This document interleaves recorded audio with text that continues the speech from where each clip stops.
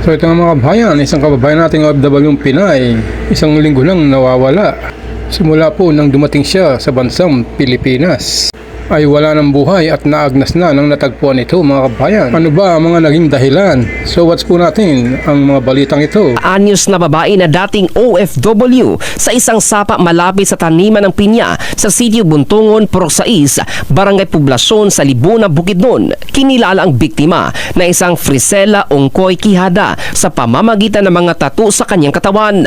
Ayon kay Libuna Police Officer in Charge, Police Captain Erwin James Tabiquero, mayroon na silang tinitinang person of interest na siyang huling nakasama umano ng biktima noong July 4. Noong July 4, 2026, batay sa pahayag ng isang kapitbahay, unang nadiskubre ang naaagnas na bangkay ng dalawang maintenance worker ng kumpanya ng pinya habang nagsasagawa ng kanilang trabaho sa lugar noong Agosto 3. Samantala, naniniwala ang pamilya ng biktima na posibleng may foul play sa kanyang pagkamatay matapos nilang mapansin ang tila malaking pasa sa ulo at iba pang hinihinalang sugat sa katawan.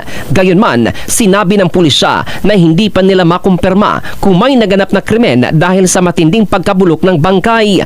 Humiling na ang Libuna Police ng autopsy upang matukoy ang eksaktong sanhi at paraan ng pagkamatay ni Quijada. Patuloy rin nilang iniimbestigahan kung bakit hindi na i-report na nawawala ang biktima kahit halos 2 linggo na umano itong hindi nakita, habang hinihintay ang resulta ng pagsusuri upang mabigyang linaw ang naturang kaso.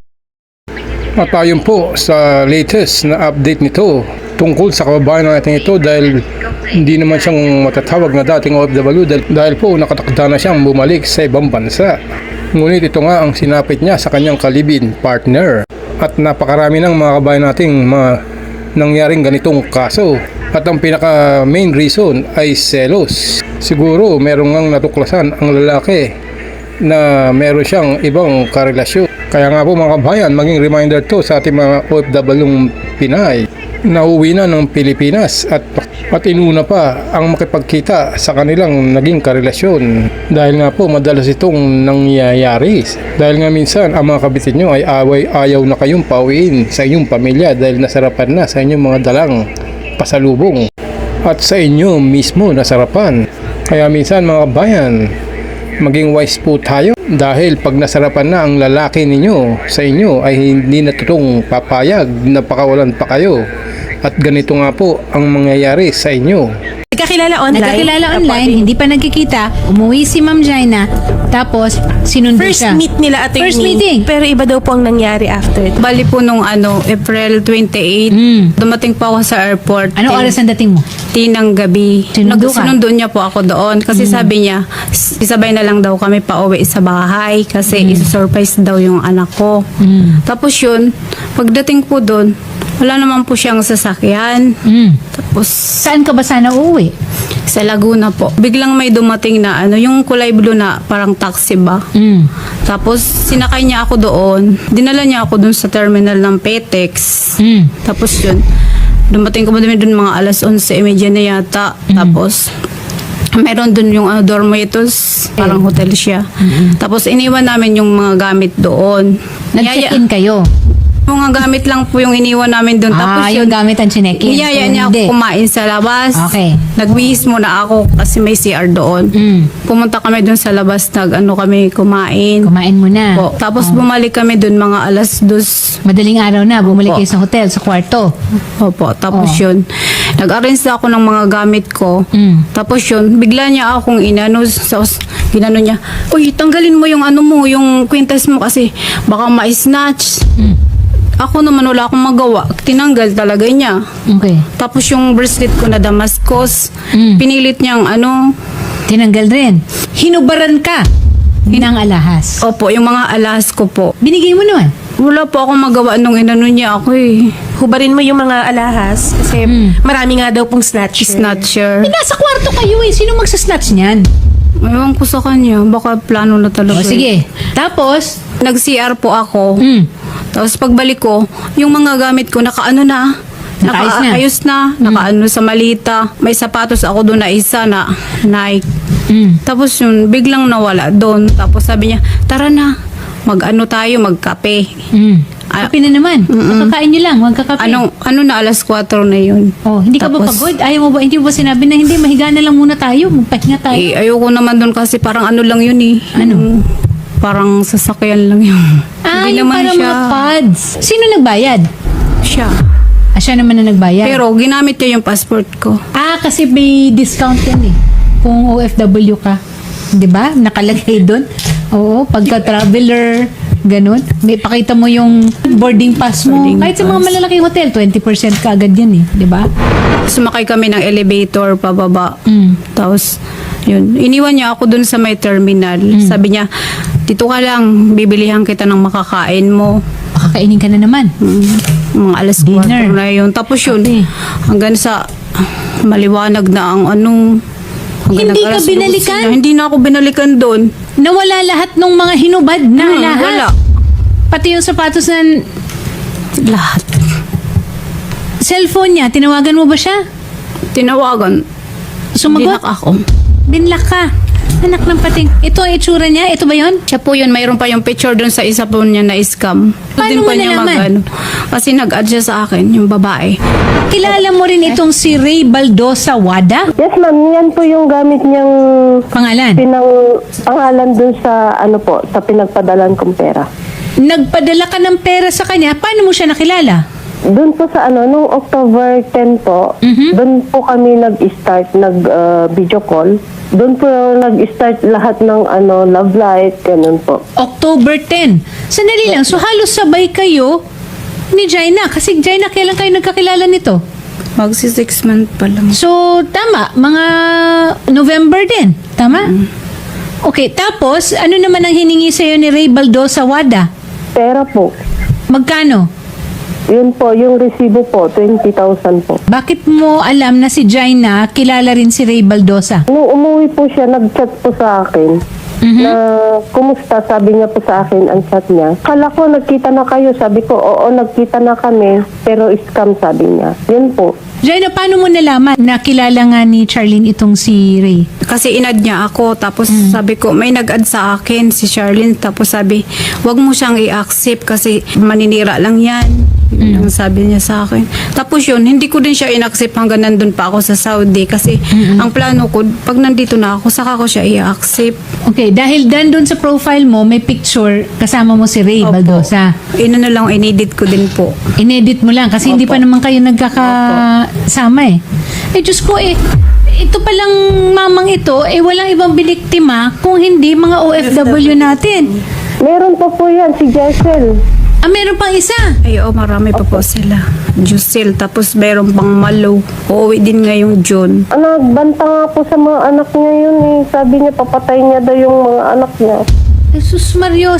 So, ikaw, Charlene, kailan mo huling nakausap si Ray? Nung na po, pauwi na po si Jana. So, nitong April pa lang. Opo. Pero ngayon, nakablock ka na rin. Black na po lahat. Mga ilang taon na ba ito? Ganyan ba talaga itsura niya sa personal, Jaina? Opo. Pag video call kami, bata pa yung mukha niya, hindi naman ganun. Naka-filter. So, siguro po. Kaya nga nagulat nga po ako nung nakita ko siya dun sa airport. Oh. Sabi ko, yung ba yun? Gurang na. Gurang na. Tapos lumapit siya sa akin. May Ikaw, nakilala ka niya kaagad kasi Oo, ganda. nakilala niya ako. Ganda Tapos ng may kilay. may dala siyang bag na walang laman. Tapos, nung nandun kami sa sabi niya, wag mong gagalawin yan na kasi maraming chiki yan. Sa akin. Diyos ko, talaga naman. Yun pala, doon ilalagay yung sapatos na kinuha, doon. yung hinubad niya sa'yo Hinubad na sa akin. alahas. Magkano halaga nun lahat ng hinubad niya sa'yo na alahas? Halagang 150,000 po yun kasi lahat yung tigte 21K. Sus Mario. Para sana yun sa tuition ng anak ko. Hindi biro kasi na malayo ka sa pamilya mo, nasa ibang bansa ka, yung emosyonal mo na estado, yun naman ang ginawang panabla nitong Ray Baldosa Wada na ito. Sana po kung nanonood ka man ngayon, Ribaldusa, sana makonsensya ka naman. Kasi ilang taong ko yung pinaghirapan para yun sa mga anak ko. Kaya nga po ako umuwi dito kasi gusto ko ipagaling ko tong ko. Tapos yung mata ko Pan-tuition yun ng anak ko kasi yung anak ko mag-second year college na ngayon nursing. Sana makonsensya ka naman kung may konsensya ka pa. Tsaka po naniwala po ako sa kanya kasi pati yung anak niya pinapakausap sa amin. Ha? Ilang taon yung anak niya? Nasa 17 years old tapos Dinadamay ang pa. dami niyang pinapakita sa amin ng mga alas, pera, Taga saan daw ito siya? taga Makati, Bangkal. Pero malamang fake yun. Tsaka baka hindi niya anak, baka binayaran lang niya yun. Tapos minsan may pinasa siyang may magandang sasakyan. Tumabi lang yun sa magandang sasakyan tapos nagpa-picture eh. Paalala sa ating mga OFW, oo, naiintindihan natin na malungkot. At saka masarap yung may naririnig ka sa umaga, may nagpapadalang message tayo. Gandang umaga. Mas maganda ka pa sa umaga. Ginanyan ka, no? Ano pang sabi? Kumain ka na? Kumain ka na, huwag mo pabayaan ang sarili mo. Oo. Kasi pag nagkita tayo, ako nang mag-aalaga sa'yo. Ganun ano? Kahit huwag ka na mag-abroad, ganun, sabi niya. Naniwala naman kayo. Kasi wala naman sa akin, nag-chat na.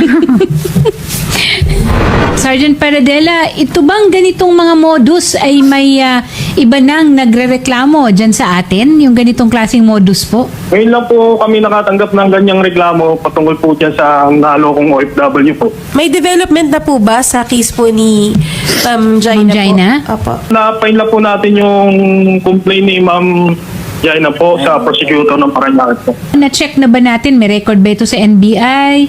Sa PNP Siras po natin na wala pong records itong si Ray Baldosa po.